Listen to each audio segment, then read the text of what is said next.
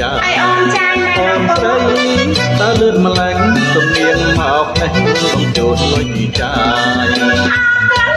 រៀនចំណាយតែចង់ឲ្យស្រីចាយរៀនចំណាយប៉ុន្មានតើមកកុំបីរំខានចេះតែជួយបានសូមអូនកុំព្រួយ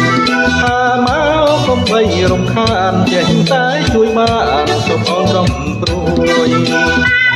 មានចិនចាំជួយតតែបានឡានមួយទៅឲ្យមួយពេញចិនពេញឡានបីឬចាំងបាក់ឲ្យច្បាស់សូមអូនជួយគិតពេញឡាន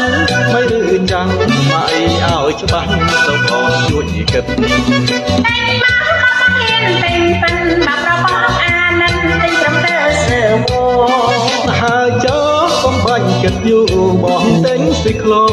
ឲ្យស្រីជីងវិញហើយចោលកុំបាញ់គិតយូរបងទិញស៊ីក្លូ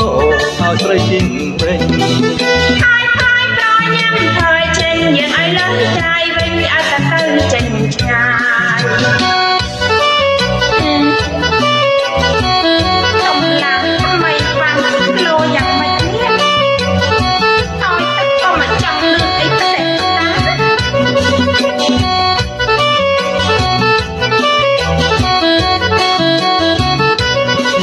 អូនស្រីតើលឿនម្លេះសំនៀងមកនេះបងចូលលុយចាអូនស្រីតើលឿនម្លេះសំនៀងមកនេះបងចូលលុយចាហ៊ានចំណាយតែចង់ឲ្យស្រីចាយហ៊ានចំណាយប៉ុន្មានថាមកកុំបីរំខានចេះតែជួយបានសូមអូនកុំព្រួយថាមកកុំបីរំខានចេះតែជួយបានសូមអូនកុំព្រួយមានចិនចង់ជួយតតែបានឡានមួយទៅឲ្យមួយពេញចិនពេញឡាន